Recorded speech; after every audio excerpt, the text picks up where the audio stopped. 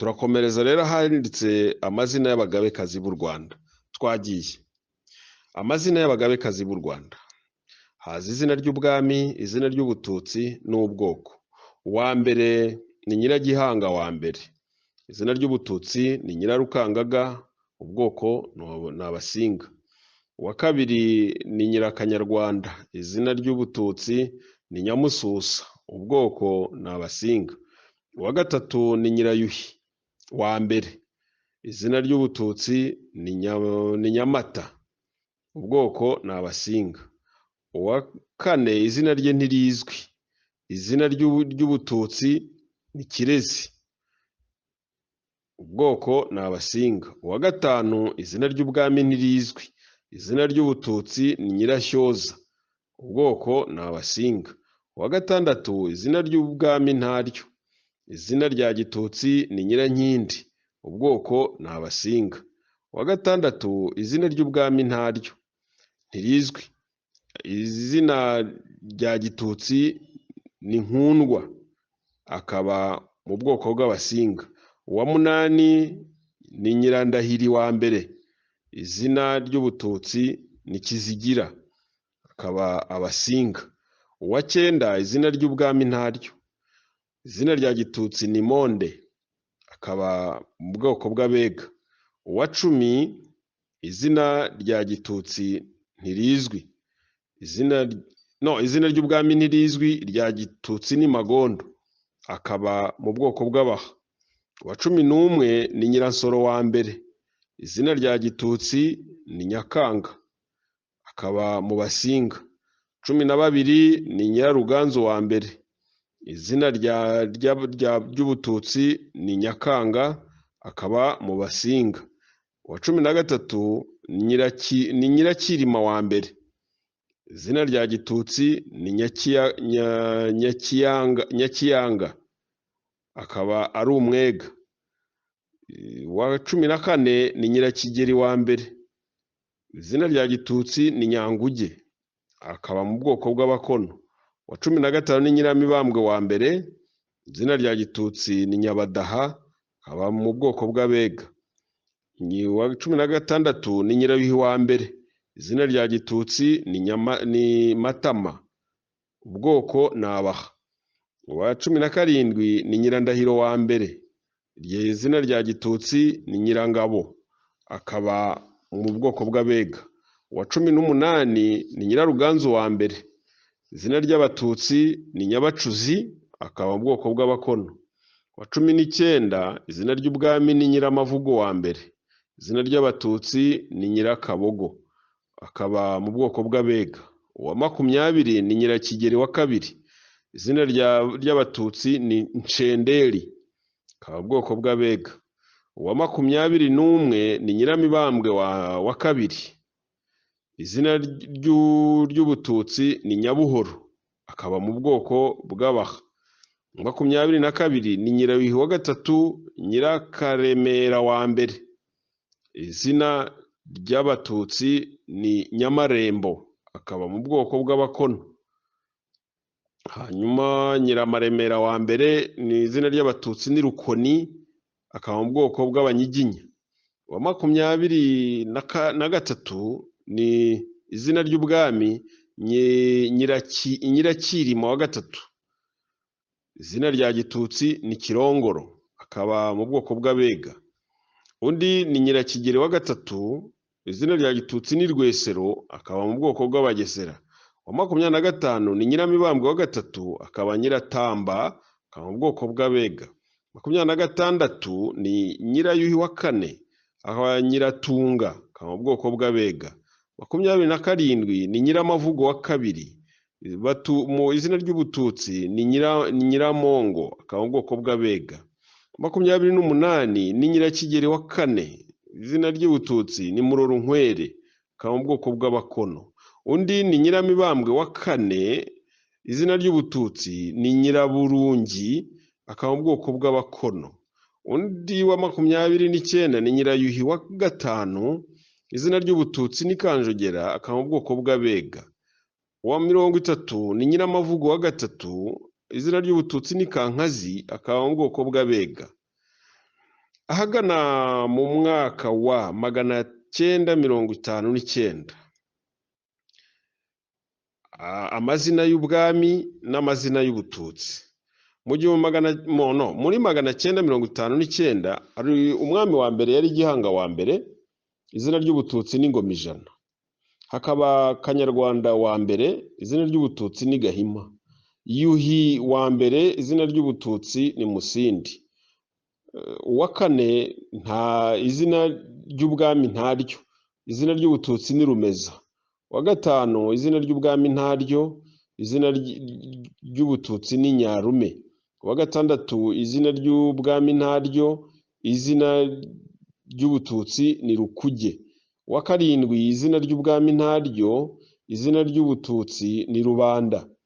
Mu 1180 hari Ndahiro wa mbere, ufite izina ry'ubututsi ni Ndahiro wa mbere, plutôt ry'ubwami izina ry'ubututsi ni Ruyange. Uwa cyenda izina ry'ubwami ntaryo, izina ry'ubututsi ni Ndoba. Uwa 10 izina ry'ubwami ntaryo, izina ry'ubututsi ni Samembe.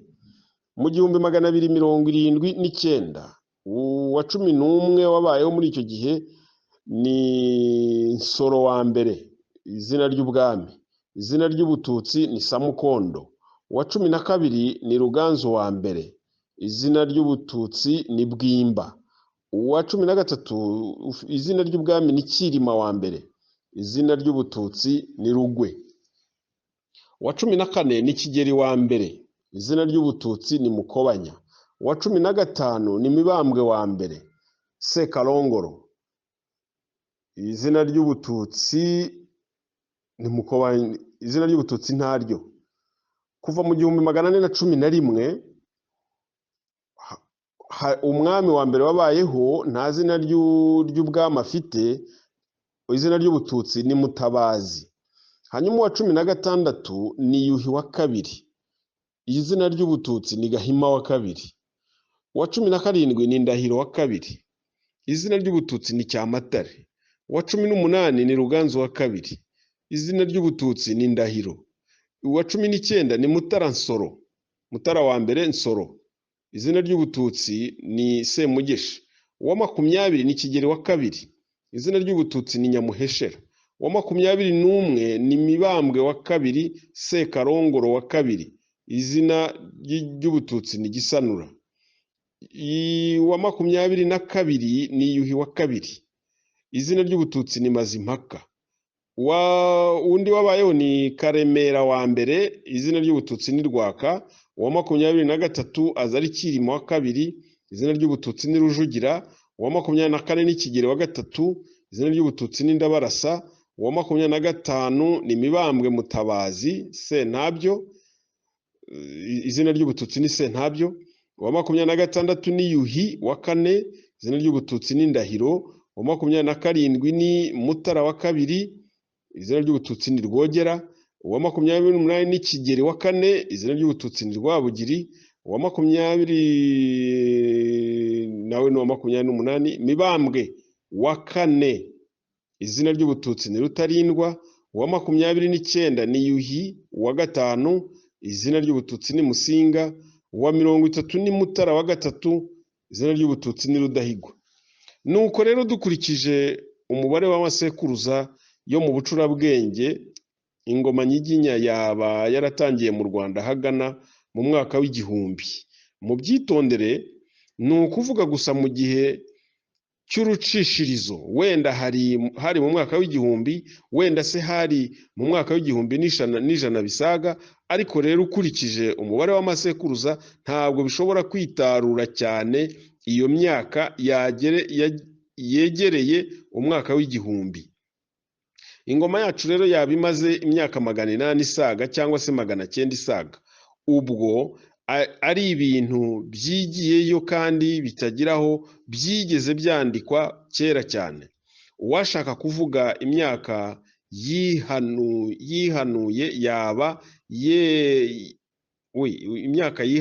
yaba yerekaniyeho ko atazi iyo bijya n'iyo biva. Amazina y'ubwami akurikirana ate? umwami wese agira izina ry'ubututsi, nyamara yamara kwima akagira iry'ubwami. Niko bimera mu Rwanda, ariko ahandi henshi muri ibi bihugu bidukikije siko babigenza.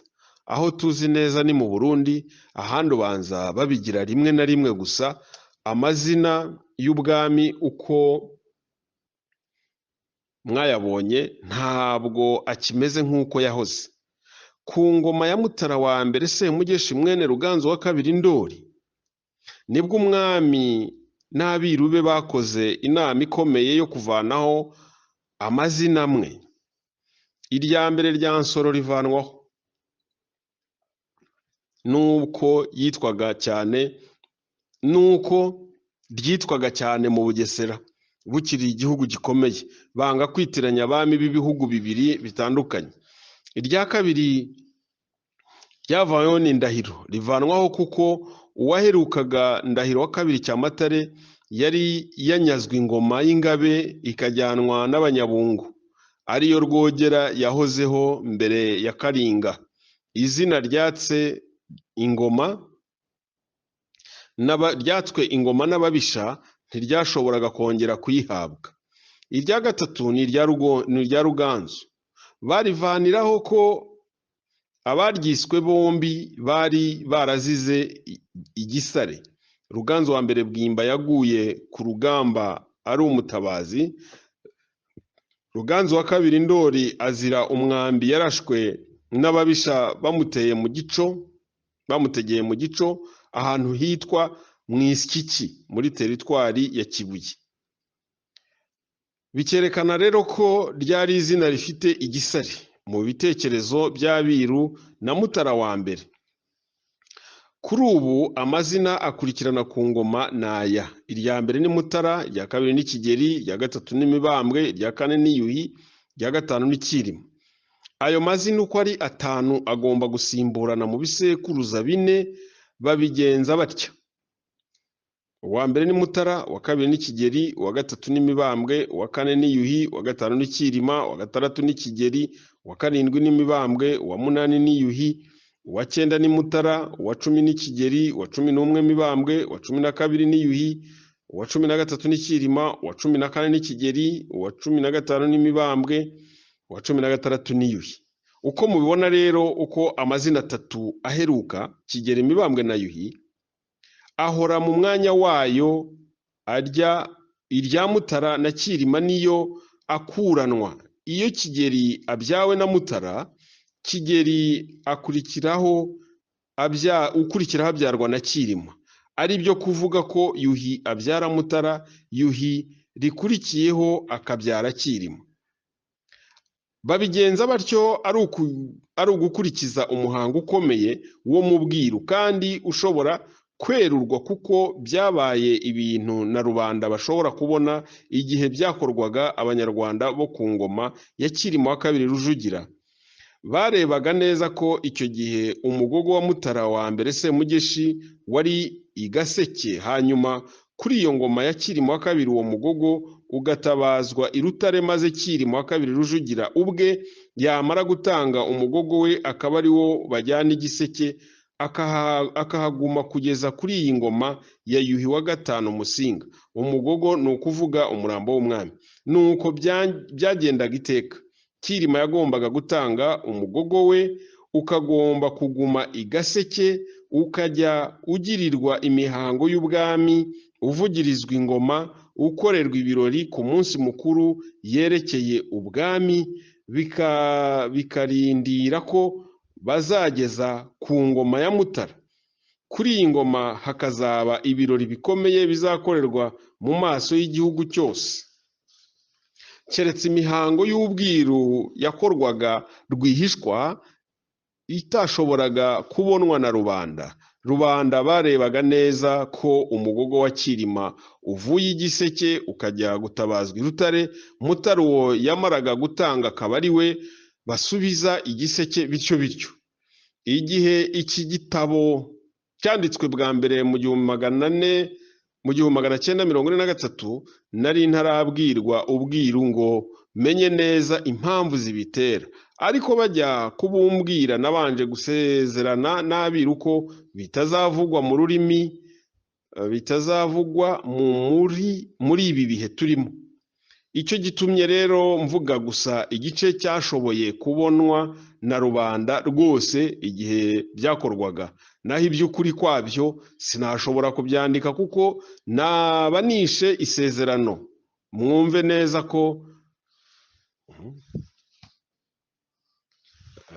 neza ko ntabibuzwa n'imiziririzo y'ubwiru, mbabazwa gusa n'igituma tutabona uruhushya rwo kubimenya ku mugaragaro, kuko ubwiru burimo ubuhanga bwarushaho kwerekana ubwenge bw'u Rwanda, bugatangaza abanyarwanda n'abanyamahanga. Nanone ubwiru ni ikivangitirane cy'ubuhanga n'imigenzo ya gipagani bakurikiza ibwami, ariko ibyo mvuga ko ari ubuhanga ni ubwenge umuntu yashoboraga kubirongorora akabivangura muri iyo mihango ya gipagani. Nakwifuza kubikora ntyo, ariko rero simbishobora ku mpamvu y'isezerano twagiranye n'abiru ryo kuzabigumana byanditse, bikazaba bimenyekana kera. Bagira bati ibintu byabaye ibanga ku ngoma zose 112, tukaba ari twe tubisigaranye, ntitwakunda ko bimenyekana tukiriho.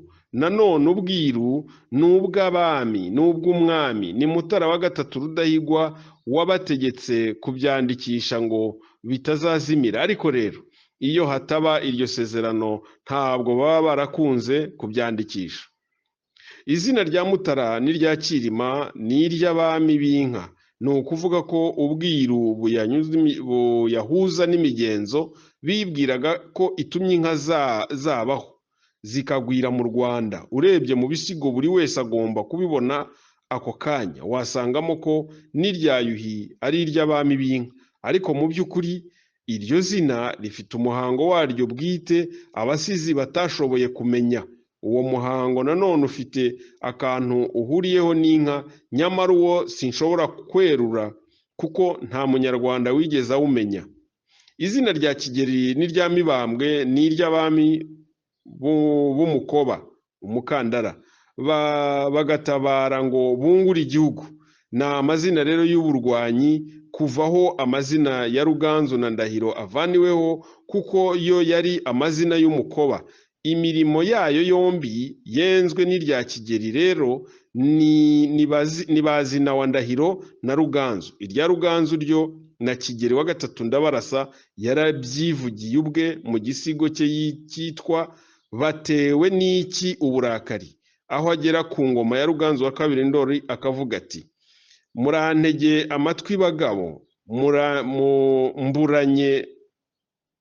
murantege amatwi bagabo, mburanye bazina baza mu nzoza, banzogera ya Ruziga, wahabuye u Rwanda rwabizangoma. Icyo nticyatuwe Kigeli wa gatatu, ni icye bwite, niwe wakivuze ubwa mbere, agitura abatware be ari mu Ndorwa ahitwa mu Ngororero z'Uruhinda. Basomyi rero nimwigire, tugiye gukomeza igice cya kabiri cy'iki gitabo, aho dutangira ku nteruro agira iti: icya mbere mugiye kubona ni uko nzajya nandika izina ry'umwami tugitangira gutekereza iby'ingoma ye, ngakurikizaho umwaka ucishirije w'igihe yaba yarimiye. Ndibutsa bose rero ko atari ugushaka kwemeza ko iyo myaka ari ukuri, ni ugucishiriza nyine. Impamvu ituma kandi ducishiriza dutyo ni uko abami b'u Rwanda bagiye bakurikirana mu masekuruza. Umwami yagiye araga umwana we, maze ibyo bituma ducishiriza imyaka yaba iringaniye n'igihe bimiye. Iremezo y'uwo mucishirizo w'imyaka ni ukugira ngo ibizatekerezwa bye kuguma kuba nko mu rwokotsi rwijimye rwo hirya. tutagira ishingiro twafatiraho ryo kugereranya ibitekerezo by'imiryango yamenye kwandika kera. Naho uburyo bwo gukurikiza iyo migereranirize busobanuye neza mu gitabo cya mbere cy'Inganji Kalinga, igice cya 4 muri za nteruro 34-43. Mubanze rero musome aho ngaho mbarangiye kugira ngo mushobore kumva neza ibi ngiye maze kubabwira mu tugambo dukeya. Icya kabiri ni ugukoresha ibisigo mu bitekerezo by'ingoma zimwe. Aho twakoresheje ibisigo ni mu buryo twari tuzi ko byazagibwamo impaka, kuko byigeze kwandika n'abandi ku buryo bunyuranije n'ubwo twakurikije, cyangwa kuko twungutse ibindi bitekerezo bitigeze bivugwa mbere. Impamvu yo gutanga ibisigo umugabo wo kwemeza ibyo tuzavuga ni iyihe? Iyo mpamvu ni uko ibisigo bihererekanywa bidahinduka, ibitekerezo bindi bihindagurika, ndetse bikageza aho biba imigani y'ibinyabana. Mubyibutse aho twabisobanuye mu gitabo cya mbere cy'Inganji Kalinga mu gice cya mbere nomero ya 7 kugera ku ya 10.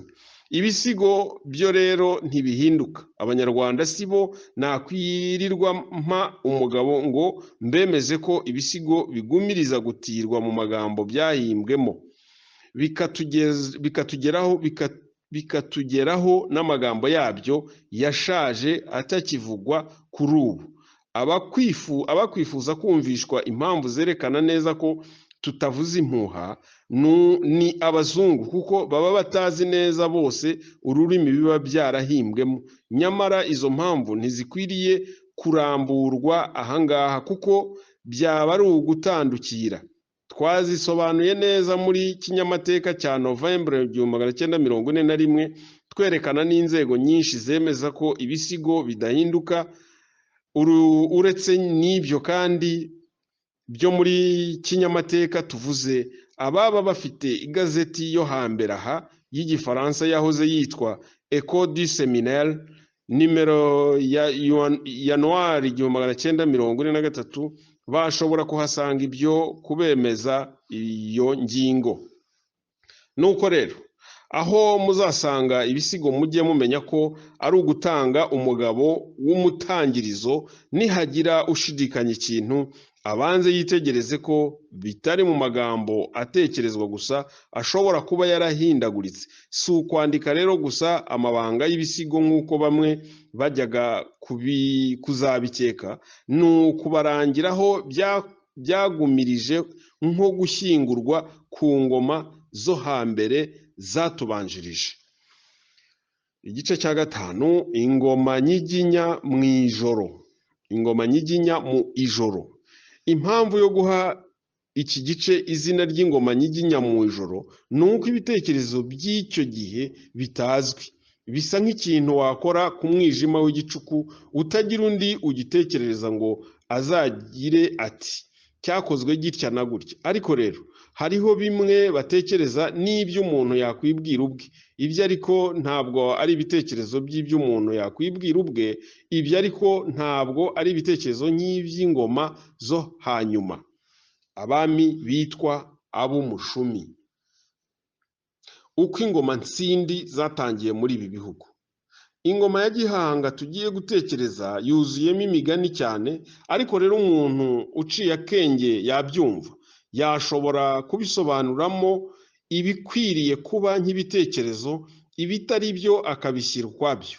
Gihanga iryo zina rye yaryitiwe ubwami, irye rya Gitutsi ntawurizi. Numvise abasizi baramuhimbye irindi ryo kumusingiza rya Ngomijana, bakanahinduramo Nyangoma iyo babishatse. Ariko rero ibyo ni ukuvuga ko yaremye ingoma ihoraho. Nuko rero nta zina rye rindi twamenye. Kumwita Gihanga nuko bamusingizaga ngo yahanze inka n'ingoma, kwa kundi twajyaga tubyumva mu migani. Ababitekerezaga bibwiraga ko ari we wahimbye ibintu byose bikoreshwa, ari umuriro, ari intwaro za rubanda bose, n'ibindi byinshi mwagiye mwumva, ariko rero ibyo si ngombwa, naho yahanga ingoma byonyine twashira agahinda. Gihanga bavuga ko yavukiye mu Rweya, se bamwita Kazi, ariko rero ngira ngo muracyibuka ko ayo mazina y'ibimanuka twayemera twigengesereye, ntihazagire ubigira impaka, kuko bidafite ikindi kintu cyatwemeza neza ko bose babayeho. Igice cya kabiri. Nyina yari Nyirarukangaga, umukobwa wa Nyamigezi ya Kabeja, ka kandi kari kimye mu mubari, igihe kigwa ahahingutse. Abo bami bandi batari Abanyiginya, iyaba bagiraga ubucurabwenge, nabo iki gisekuruza kimwe cya Kabeja cyajyaga kuba indi mpamvu itwumvisha ko ibimanuka atari amazina yerekana amasekuruza yose. Ariko rero noneho ntitwabishingiraho, kuko wenda hagati ya Kabeja na Nyamigezi haba haciyemo abandi batazwi, abanyabitekerezo bakabasimbuka nk'uko bisanzwe. Dore rero mbatekerereze ibya Gihanga, hanyuma tuze kurobanuramo ibyaba ibitekerezo bihamye.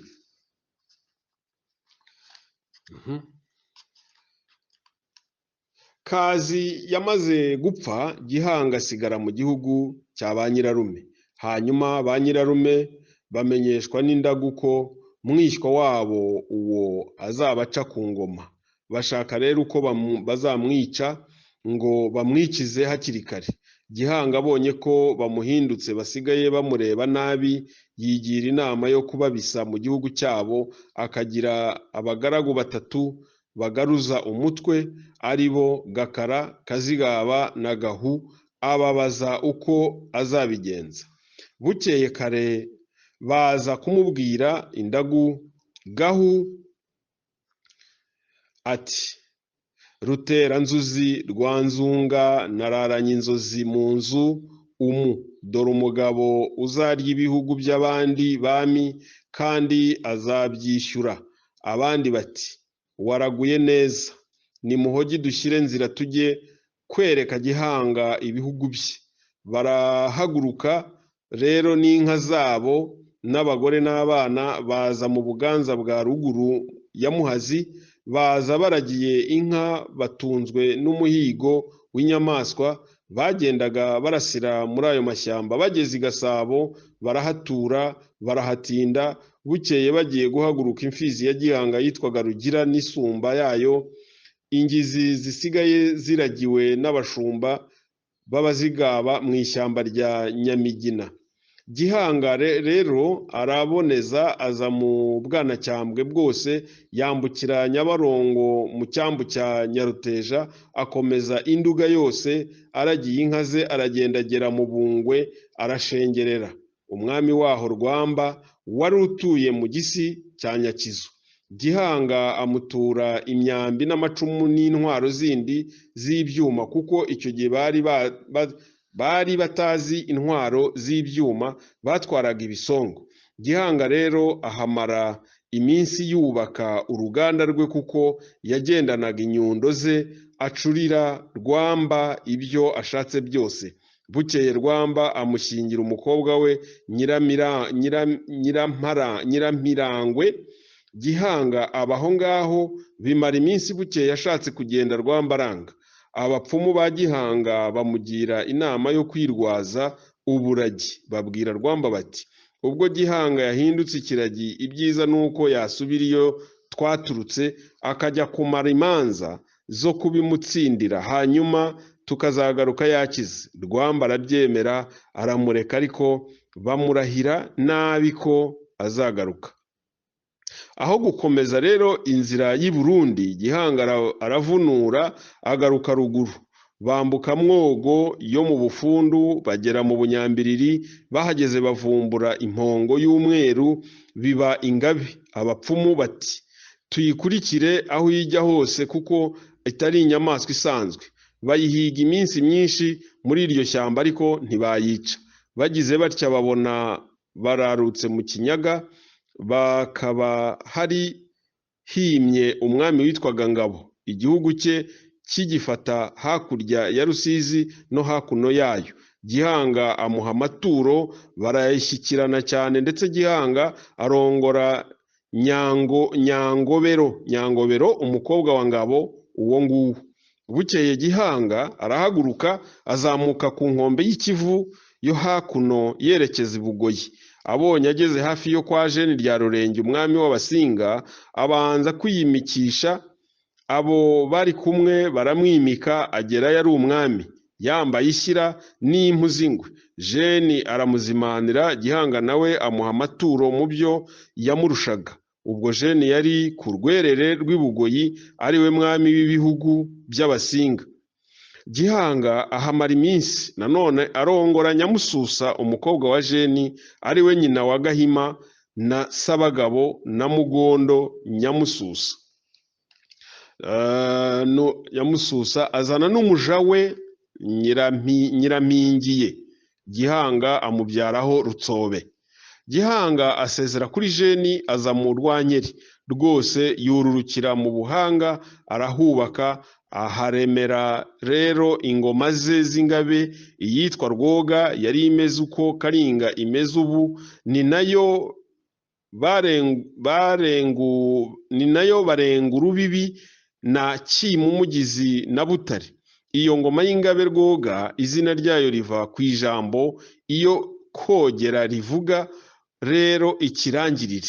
Cyimumugizi rivuga ko igihugu cyima uwo Imana yahaye ububasha bwo kutagira ikimunanira, kugira ngo akunde akireme nyine, akibemo nyamugira ubutangwa.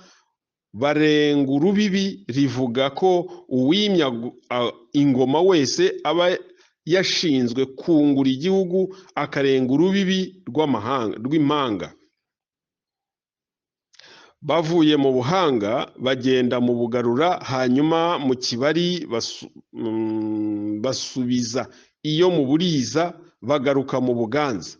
Bagumye kwiragirira inka zabo. Ariko ubwo Gihanga yari umwami, kwa kundi yari avuye mu bututsi bwa se na sekuru, rimwe bageze i Gatsibo, Gihanga bageze mu zabukuru, atanga abami mu bana be.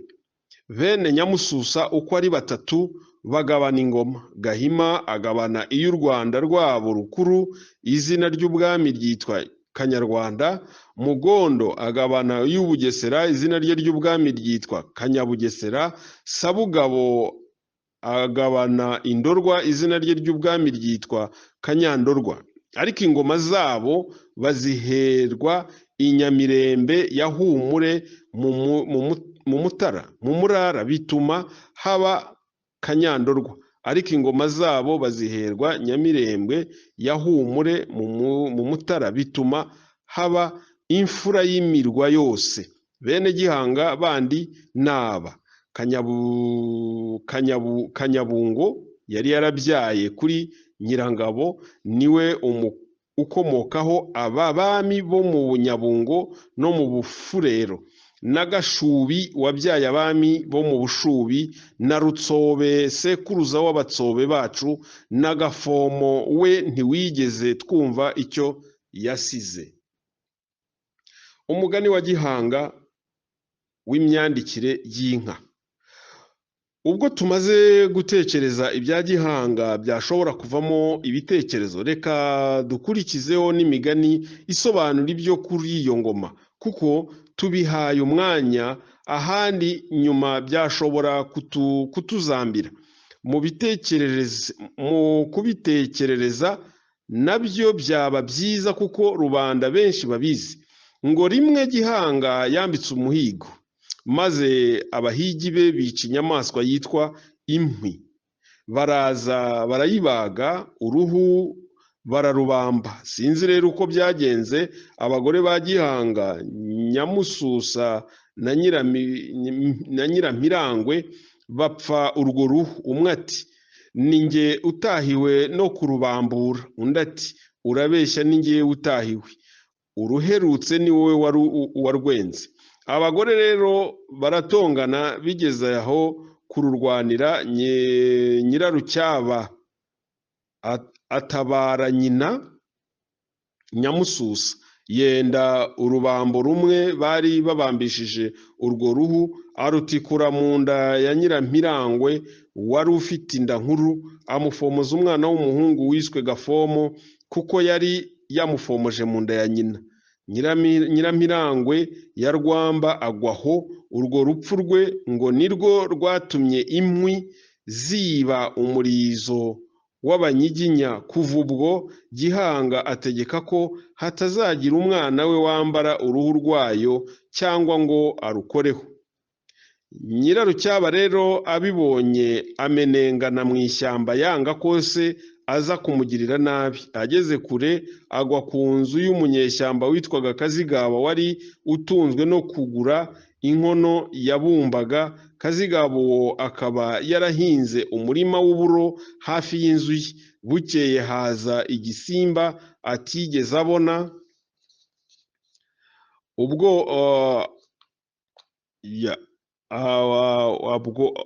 arabwona. Bukeye kirabwona. Bukeye kihagarutse kibyarira iruhande rw'umurima, kijyana icyana cyacyo kikigiza hirya. Nyirarucyaba araza asanga aho kiryamiye cyikamiye hasi, akoza ku rurimi yumva biryoshye, ariko umugabo we kuko Kazigaba yari yaramurongoye abanza kubyanga, ariko hanyuma arabyemera asanga ari byiza. Baragenda begera cya gisimba basanga kitaryana, baterura icyana cyacyo bakizana mu nzu yabo. Igisimba kiryama imbere. Babonye kitakikama, Nyirarucyaba yenda urweso ajya kugikora ku mabere, yigana uko icyana cyacyo cyabigenzaga. Cyo gisimba cyari inka bari bataramenya, yibera aho rero barayikama biratinda. Bukeye Nyirarucyaba abwira Kazigaba ati, data ni umuhigi cyane, ejo aje akansanga ahangaha yanyica, nawe kandi wenda byagutera amakuba, kuko atazi ko uri umukwe we. Ibyiza ni uko wagenda ukamubwira ko ndi hano, ukampakirwa ubwawe bakakumenya. Kazigaba arabyemera, ayoboza akarere se wa Nyirarucyaba atuyemo, ajyana akabindi kuzuye amata ya yanka. Nuko Nyirarucyaba yari yagize ati, ntibamenyereye bene ibi bintu, bizabashimisha. Kazigaba agezeyo asanga Gihanga arwaye mu nda, asomye kuri ya mata aroroherwa. Asezerera Kazigaba ati, ubwire umugore wawe ko ntacyo nzamutwara, kandi uzanzanire ibyo bintu byanyu. Nasanze ari umuti ubasha indwara yari ingeze kure. Kazigaba agiye, Gihanga bijyamo n'abapfumu be, baramubwira bati, ubwo azagaruka tuzamufate tumwake icyo gisimba. Bukeye ko Kazigaba agarutse, baramufata bamuca iruhande, bajya kumunyaga icyo gisimba. Babibonye bararagura bati, tuzazitegere ku nyanja zivumbukiramo zije kurisha, nizimara guhita tuzibuze gusubira inyuma, tuzizane mu Rwanda. Bati, ariko rero uzarebe aho utuma Gashumba, kuko agumye aha yazazibuza kuza, afite ikibuza cyazo. Ijoro rero baraye bari bujye kuzitega. Gihanga atuma Gashubi ahantu bibwiraga ko ari burare, ariko akubitayo arahindukira. Ijoro rimufatira mu ishyamba, kuko rero yatinyaga inyamaswa. Yurira igiti cy'umunyinya cyari gifite amashami agaye. Gihanga rero n'abantu be baza kuzitegera kuri ako karere, batazi ko Gashubi ahari. Inka rero zihinguka nijoro zijya kurisha uko zari zisanzwe zibigira, zigumya guhita Gashubi azireba, zigaca hasi ye zitabizi. Aho bigeze, imfizi yazo Rutenderi irahinguka, izifite ibisabo bijishe ku mahembe. Gashubi ayirabutswe ariyamira ati ye kiriya cyo ntaho kiraboneka, giteye ubwoba rwose. Rutenderi yumvishe ijwi ry'umuntu irikanga isubira inyuma. Inka zari ziyikurikiye zose zisubirayo. Abantu ba Gihanga bihutira kugarura izo bashoboye, ariko rero Rutenderi irabacika isubira mu nyanja. Ihajyana igice kinini cy'inka cyari kiyiherekeje, nuko izari zahise aba arizo babuza gusubira mu nyanja. Gashubi aba ari we utuma inka ziba nke, bamucaho wa mugani ngo kanaka ni nka Gashubi wakanze Rutenderi. Ngo umutego wanga ikinyoma ushibuka nyirawo agihari. Imyadukire y'inka byo reka tugende tubirangije, twigire mu by'igitekerezo cya Gihanga. Ibyo bya Gishubi murabiruzi, ni umugani byahimbiwe kudusobanurira impamvu yatumye abantu basumbana mu bukire n'ubutunzi bw'inka, nka bya bindi twavuze mbere by'ubusumbane bw'Abatutsi n'Abahutu. Tuzabona n'ibindi. Tuzi ko Abanyiginya bari basanganywe inka mbere. Izivubuka mu mazi ntabwo tuzitunze kandi nta n'undi uzazitunga. Ahari kuvuga ko zavuye mu mazi byavuye ku izina ry'inka rya kera, kuko zitwaga inyoge. Mu Kinyarwanda cya mbere kwitwa inka bije vuba. Umunyinya wa Gashubi bavuga ko yari yihishemo ngo wahoze muri provinsi ya Bugarura ku musozi uteganye na Buhanga. Umugezi wa Mukungwa niwo utandukanya Ubuhanga provinsi y'Ubuhoma na Bwankeri n'Ubugarura. Ibya Nyirarucyaba byerekeye imizire y'inka ntitwiriwe tubisubiramo, muruzi ko ari kimwe n'ibya Gashubi.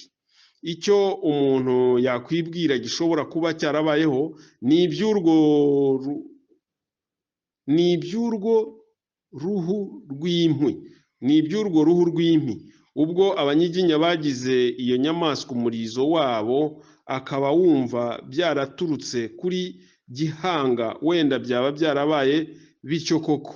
Icya Nyirarucyaba kitariho ni icy'uko bavuga ko ari we wabyaye ubwoko bw'Abacyaba. Kugira ngo amazina yitiranwa si byo byakwerekana inkomoko y'abantu. Kwitwa Musinga si ibyo kuba sekuruza w'Abasinga na Nyirarucyaba bifite abamukomokaho nanone, ariko rero uwitwa Umucyaba wese ntabwo amukomokaho. Ibihugu bidukikije birimo amoko ahuje n'ayo mu Rwanda, n'Abacyaba barahari henshi. Abacamigani bavuga ko Nyirarucyaba yatoranywe abana na Kazigaba, ko ngo nibo babyaye Abacyaba n'Abazigaba. None se ko tuyobewe ko Abazigaba bahozeho mbere ya Gihanga? Nuko rero twavuga ko Nyirarucyaba yabyaye abana bakitwa Abacyaba, none bakaba ari bishywa b'Abanyiginya. Ariko rero kuko Abacyaba bakwiraye mu bihugu byinshi bidukikije, kimwe kandi n'andi moko yose atagira icyo ahuriyeho n'Abanyiginya, twavuga ko Nyirarucyaba atari we nyina w'ubwo bwoko. Kwitwa Abacyaba ntabwo ari we babikuyeho, ahubwo yaba ari we wabibakuyeho. Iki gitekerezo cya Gihanga cyakwemerwamo ibihe? Tugitangira twavuze ko Gihanga byuzuyemo imigani, twavuze ko ibya Gihanga byuzuyemo imigani, ni ukuvuga amagambo y'amahimbano adafite ishingiro ryo kwemerwa n'umuntu uciye akenge. Ikikubitiro ni uko n'ubwo buhanuzi bw'abapfumu be twabonye. Umunyarwanda ujijutse wese azi imigenzereze y'abapfumu itagera epfo na ruguru. Ariko rero si ayo mahimbano gusa twabonye. Muri iki gitekerezo twasanzemo ibintu byinshi byerekeye urwo rugendo rwa Gihanga. Dukwiriye kwibaza rero niba narwo rwaba uruhimbano cyangwa se niba ari gihanga yaba yarageze impamvu yo gutuma agira urwo rugendo aba ari rwo tubanzirizaho rero. Icya mbere cyo si urugendo rw'amananiza, ufite amaguru wese yarugira no mu byumweru uretse n'ukwezi kose, yaba kandi afite inka agenda aragira rwarangira mu mwaka umwe. Ariko rero nta kintu twigeze twumva yashobora guhamya ko urugendo uhereye mu Rweya ukageza mu Bugoyi, naho uhereye mu Bugoyi ugarura mu burasirazuba bw'u Rwanda hari n'ibintu by'urwibutso rw'uko Gihanga yahigeze. Nko mu Buhanga ho mu kibaya cya Mukungwa hari ikigabiro cyerekana ko yari atuye, nyamara icyo kigabiro si icya Gihanga ubwe, ni urugo rwubatswe ku ngoma ya Yuhi wa kabiri ku mpamvu n'imiterekero agira ngo Gihanga agaruke mu nteko y'ingoma, kuko abiru bari bazi ko Ingabe ya mbere Rwoga ariho yimikiwe. Kuva kuri iyo ngoma ya Yuhi wa kabiri Gahima wa kabiri, urwo rugo rwa Gihanga rwagumyeho iteka. Ingoma ihari n'uwo muhango witwa Ruhinda n'iyayo yindi yitwa Igikwiye. Imfizi yahaterekerewe Gihanga yitwa Rugaruramashyo, ikaba mu ngizi zaharemewe. Uwo muhango nyine wubatse uruhande rw'umugezi Gihanga yuhiragamo witwa Gipfuna. Bigeze mu Kibari haba umusozi wa Kabuye n'uwa Kangomba. Icya mbere ni ikigabiro cya Kangomba, ntawo muri icyo gihugu utazi ko ari icya Gihanga. Byongeye kandi ibiti byo muri icyo kigabiro ntabwo ari ibiti bizwi kuri ubu mu Rwanda. Hambere baragiteye bagishakamo imbaho zo kubazamo imiryango n'ibindi. Gutsinda ibyo biti biba amahane akomeye, naho bimariye kugwa ntibishobora kubibaza kuko byari ibihugu byahitiranije, ntabwo n'imisumari yashoboraga kubipfumura. Numvise Padiri do Becker wabyitegereje neza avuga ko ari imishishi yo mu ishyamba rya mbere na mbere ritaracibwa mu gihugu rwagati. Nayo Kabuye ni umusozi muremure ugabanya Kibari n'Ububeruka bwegamye ku migezi ya Ruhondo. Uwo musozi na rubanda rwose ruzi ko ari ahantu h'ahanyacyubahiro ha Gihanga. Reka rero werekeje mu by'ubwiru ho wasanga Kabuye ifite umuhango w'iremezo mu mizi y'ubwami. Ntawashidikanya na busa ko Gihanga yagombye kugera kuri Kabuye ukurikije iyo mihango y'ubwami n'imihango yindi yo mu bwiru yerekeye igihugu cyose. Ngibyo ibyerekeye urwo rugendo rwa Gihanga twabivuze gusa ari ugufatira ku bitekerezo cya rubanda gisanzwe. None rero turebe n'izindi nzira yashoboraga kuba kudusobanurira ko Gihanga atazereraga muri ibi bihugu ari nk'umushumba ukomeye ugenda n'inka ze byonyine, ahubwo akaba yarahoze muri ibi bihugu abifitemo ijambo risumbye uko abanyabitekerezo babivuga. Iyo nzira ni ibyerekeye ubwiru. Ahari byaba byiza mbasobanuriye aka kantu. Ubwiru si ibitekerezo nk'ibi umuntu yivugira muye magambo undi muye ngo bahurize gusa ku ngingo itekerezwa. Oya, ubwiru bugomba gutorwa bukavugwa mu magambo adahinduka. Iyo abiru babivuga ari benshi bakoranye, babuterera rimwe nk'utera gatigisimu cyangwa nk'uvuga amasengesho. N'iyo baretse umwe ngo avuge mu izina rya bose, bagumya batega amatwi, yagira ijambo atakaza by'amahugwe cyangwa agize iryo ayoberamo ritahasanzwe, abandi bakamurogoya agahagarara bakamwibutsa. Ikindi kandi umwiru ni amategeko agomba gukurikizwa mu mihango yerekeye ubwami n'igihugu. Imiryango y'abiru yagiraga ibyo ibabuzwaho by'umwihariko, nk'igihe cyabyo kigeze bagahamagaza abiru, kuko ari bo bari bameze nk'ibitabo byanditsemo ayo mategeko. nk'umwe muri bo aje akayoberwa gukurikiranya neza ibimwerekeye yarapfaga, bakamuziza ko yashatse kuyobya umwami. Kwica rero igihugu, yashatse kwica igihugu. Byongeye kandi nta mwiru n'umwe watinyukaga kugira icyo asobanurira umwami atari kumwe n'undi, nibura umwe, kuko hagize umwiru umwe ubivugana n'umwami nyuma hakagira icyo umwami aba, wa mwiru wabimuganirije amwihereranye yaratangwaga agapfa, kuko babyitaga ngo niwe wayobeje umwami. Nicyo gituma rero ubwiru ari ikintu gikwiye kwiringirwa mu byerekeye umuco w'igihugu, nk'uko umuntu yakwiringira ibisigo imbere n'inyuma kuba bidahindagurika, bigahora bitorwa mu magambo amwe na bose. Umuntu akurikije gusa ibitekerezo bivugwa n'ababonetse bose ntiyashobora kugira igitekerezo cye gihamye avana muri ibi ngibi bya gihanga. Amaze kubitekereza atya nk'uko twabivuze, yapfa kuvanamo ibintu byo gutekereza gusa, nk'ibi usanga tugira tuti umuntu areba ubanza byaba byaragenze bitya, bikaba byarakurikijeho iki bityo. Ariko rero hari aho abiru bashoboye kuduha inzira zigaragazamo bimwe, kandi zifite n'ibimenyetso umunyarwanda wese yashobora kubona. Nanone iby'ubwiru ubwabwo ni ibintu by'ibanga rikomeye, nyamara bigendana n'amagambo y'ibitekerezo ashobora kuvuga yeruye, kuko bene ayo magambo ubwayo nta kintu cy'ubwiru aba atangaje. Mu bitekerezo rero by'abiru harimo amagambo ashobora kutwemeza bimwe by'ingenzi byerekeye urwo rugendo rwa gihanga. Abiru babita abanyabihanga. Icya mbere, mu bwiru habaho imihango iruhije cyane,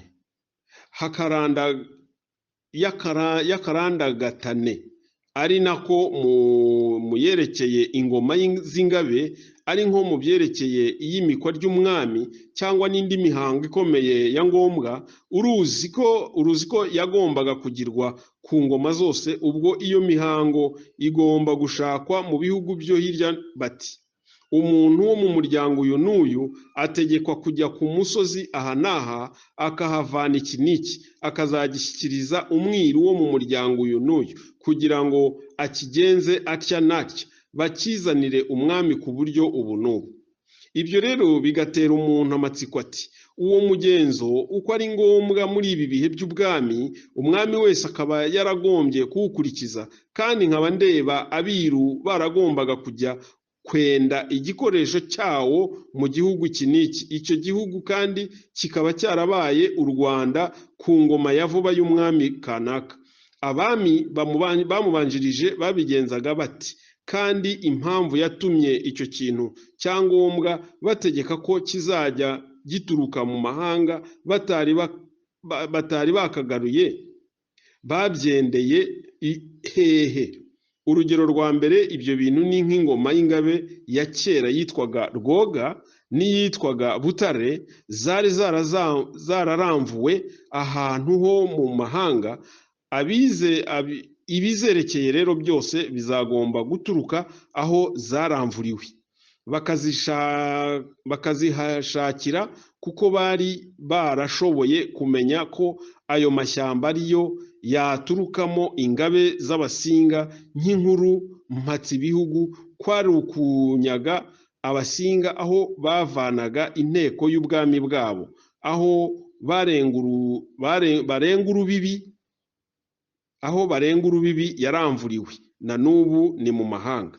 Abiru rero bakagusubiza bati icyatumye uwo muhango utegekwa guturuka aho ngaho ni uko Gihanga yageze gutegeka ibi bihugu byose, ariko akabitegeka abiberewemo n'abami bene byo. Ku ngoma ye rero uwo muhango wahaturukaga awutumije mu gihugu cye. Aho atangiye abana be bagumya gutegeka ibihugu yari yabaraze. ibindi bihugu bibyutse umutwe kuko byari bitagifitanye uwo bitinya nk'uko byatinyaga Gihanga. Abami bacu ibi byabo byo kugarura ibihugu ni ukwisubiza igihugu cya Gihanga. Igihe babaga bataratsinda igihugu iki n'iki, bene uyu muhango wabo niho waturukaga, ariko mu bugambanyi.